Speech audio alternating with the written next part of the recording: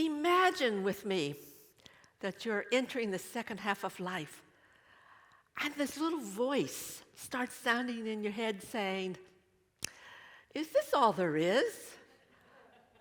What am I going to do for the next 20, 30 years of my life?" Well, that actually happened to me when I was at the top of my game. I was teaching energy healing and aromatherapy all over the world. I had 20 teachers who were teaching for me in my institute. When I started hearing this little voice, soft at first and then more persistent, saying, "It's time to move on. You've done everything you can in this field, but there's more for you to do in the world. In order to find it, you've got to move on." Well, I resisted, and in the end, I moved on. I gave away my institute to one of my teachers.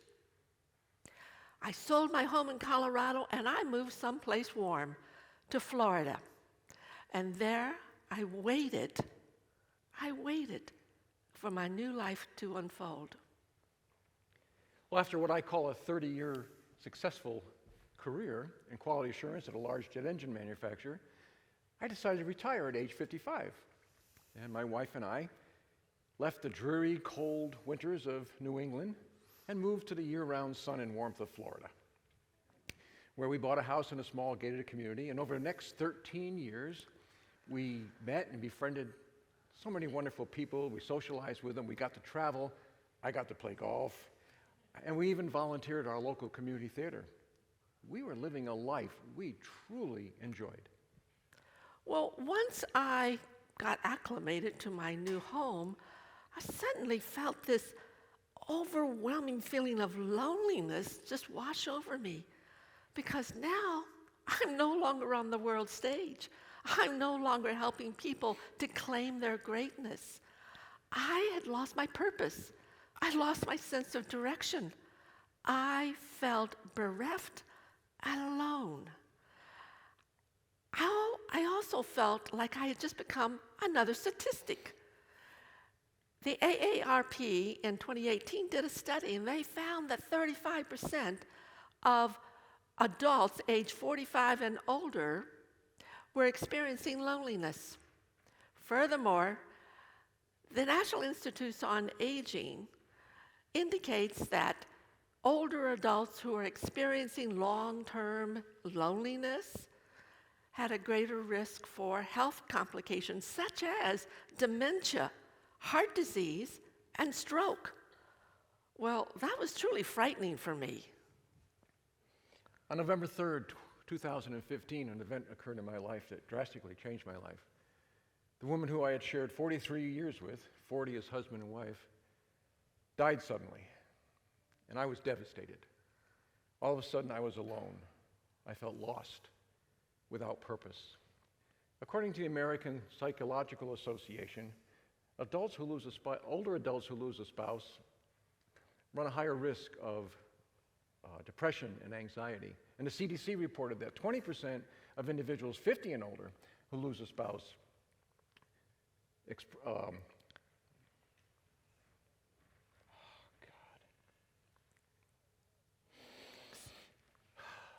experience major depressive disorder.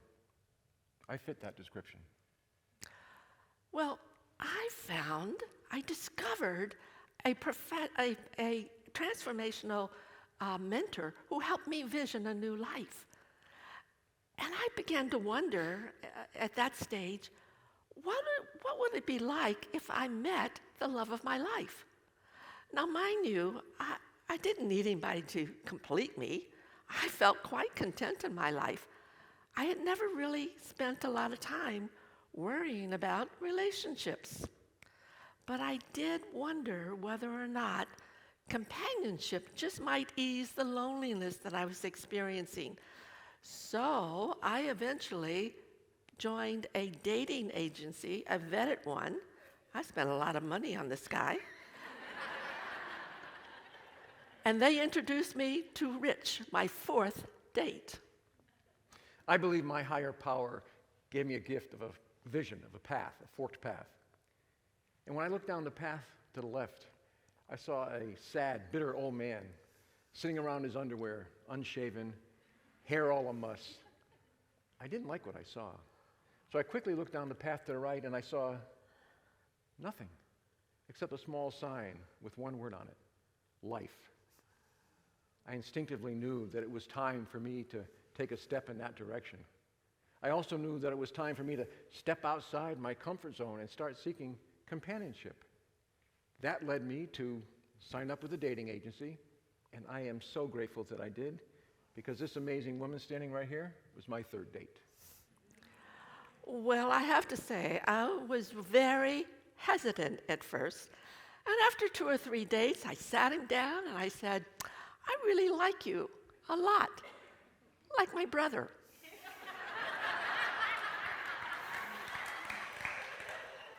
But you've got to understand, I had no experience in dating. Now, I know what you must be thinking. No experience in dating at her age? Well, I had been a Catholic nun for 27 years. And when I moved on from that, I threw myself into my career. But I could see that what I had said to him was rather upsetting. And I felt sorry for him, so I invited him back for dinner. Okay, but just as friends. I was already starting to really get into her and like her a lot, so when she laid this brother thing on me, I mean, it was a pretty significant gut punch. But she didn't invite me back, and I did want to spend time with her, so I said yes, and I'm really glad we did, because we started spending almost every single day together, but just as friends. Well, things really began to change when I won an all-expense-paid cruise for 2, including airfare. And I invited Rich to be my companion. Now, when these cruise ships visit a port of call, they kind of shuffle you through all these shops before you reach the town. And for the first time, I began to notice all of the diamond shops. In fact, their sparkle kept calling my name in. Next thing I know, we're back on the ship, we're in the jewelry store. And all of a sudden, I'm hearing things like cut, color, shape, style, and I'm asking myself, what's happening here? Well, the very next month, I needed to go to Australia for 6 weeks to fulfill my last teaching commitment. And since I was going to be gone so long, I asked Rich if he would move into my house and take care of things while I was gone.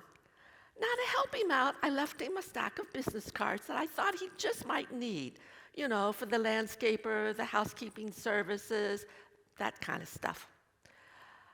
And every day that I was gone, we Skyped. And across the continents, across the time zones, that's when I fell in love with him. I really started looking forward to our calls. I would tell her about my day, and she would share her plans for hers. And about 2 weeks before she was to come home, just before we got off the call, I said, oh, I want you to know why you've been gone. I've been very, very busy. You see, I had decided to take it up a level and had been working with a jeweler, and that very day had been delivered a yellow diamond engagement ring, and I had it in my pocket. You see, one of those business cards that she left that she thought I was going to need was for a personal jeweler friend of hers. Well, when I heard him say, I've been very, very busy, I interpreted that to mean he was going to ask me to marry him. And at that point, I knew he was the one. She came home from Australia, and we went out to dinner at the restaurant we first met for her birthday. I had called and made a reservation and arranged to have 6 red roses on the table, her favorite flower, and I had the ring in my pocket because I was going to ask her to marry me during dinner. And everything was going exactly as I had played it over and over in my head and scripted it, and until the restaurant got silent. And I see Linda looking over my shoulder. So I turned and looked, and 2 tables down is a young man on one knee, proposing to his date. I couldn't help myself. I blurted out, did somebody steal your thunder? Well, after I collected my thoughts, I got down on one knee and proposed, and she said yes. Well,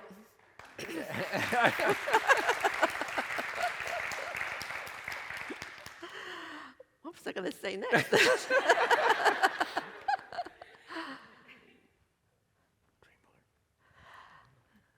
Oh, yes. The very next day, we had already prearranged for us to fly to Virginia to attend a program on how to build dreams. And I wanted to introduce Rich to my mentor's work, whom I had been studying with for 2 years. For the first time in my adult life, I heard somebody say, it's okay to color outside the lines. And I wanted to absorb as much of this new perspective as I possibly could. Through that program, I became a Dreambuilder coach to help others like myself later in life find joy in their lives. Well, I followed in Rich's footsteps, and I too became a transformational life coach. Now, bear in mind, we're both in our middle 70s at that stage, and we're starting brand new careers. I will have to tell you that that voice that I had heard in my head 2 years before was right. There was someone out there for me, and I had a lot more to do in this world. As you move into the second half of your life, it does not have to signify an ending. Instead, it could be a completely new way of thinking and living across 4 key areas of your life. Mm-hmm. Your first one is your health and well-being. What do you envision for your health in the coming years? Maybe more flexibility, maybe more stamina, some more strength. Maybe you just want to shed a few pounds so you can fit into those jeans that are hanging in the back of the closet. You know, as we age, our bodies do too. So how might you benefit from a little tune-up? The second area is relationships. The loss of a spouse, a close friend, or a loved one can profoundly affect a person's sense of purpose and direction in their life. Mm-hmm. So when you look at your wonderful relationships with your spouse or your loved ones, might there be some areas that need healing or a minor adjustment? The third area is your career. This is all about your creativity, using your skills and your passions. Now, just because you start to move into retirement does not mean that you have to lose your sense of purpose. What would you do if your dreams actually came true? Well, for a lot of older adults, they find fulfillment in creating new careers in areas that they're passionate about, like what Rich and I did. Others will start to explore their artistic and creative abilities in writing or music or painting. Using those abilities actually impresses upon them their own new calling into a new identity and finding purpose. The fourth area is time and money freedom. Now, if money was not the issue, what would you be doing with your time? Would you travel? Would you build that dream home you've always wanted to? Would you become a philanthropist? Or perhaps would you volunteer your time and your skills for deserving organizations? I'm here to tell you that your visions are within reach, but first you have to envision them. How would you translate your dreams into reality? Well, some people call upon the law of attraction, but actually the law of attraction is secondary to the law of vibration. You know, everything in the universe is in motion, and motion creates what? Vibrational frequency.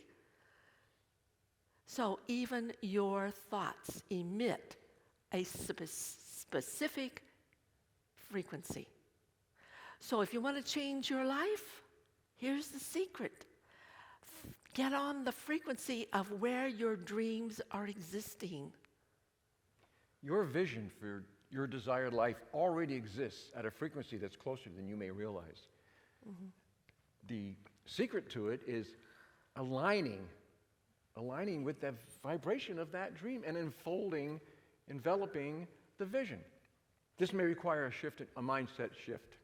Now, you can try to do this alone, or you can seek the guidance of someone who is knowledgeable about the law of vibration to help you on the process. Now, when Linda visioned or dreamed of life, finding the love of her life, she knew she had to tune into the right frequency for that to happen. And when I sought the companionship I so greatly desired, I had to tune into the right frequency, although I didn't understand the science of it at the time. When we became certified life coaches, we became transformational life coaches because we both aspired to help others like ourselves later in life. So, let me ask, what's your story? Are you at that stage of moving into the second half and you're wondering what's next for you? And for all of you younger folks, are you at that stage where you're wondering, what does the world hold for me? Oh, God. It's all right. Where are we? Here's a step you can take. Consider 3 things you're not doing that if you started doing would significantly change your life. In other words, dream big. Envision a life that excites you.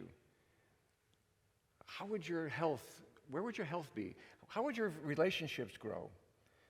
What would you create in the world? Where would you work, live, or travel? The key is do not hold back. Do not let family, friends, money deny you dreaming about the life you desire. Dreams are just that. They're merely dreams, unless action is taken. Working with a mentor, that's what gave me the clarity to seek companionship. So what do you need to do in your life to break the process of loneliness and grief and loss? Seeking professional coaching can help give you the steps you need to make your dreams a reality. To dream. Henry David Thoreau gave us some very wise words when he said, go confidently in the direction of your dreams and live the life you've imagined.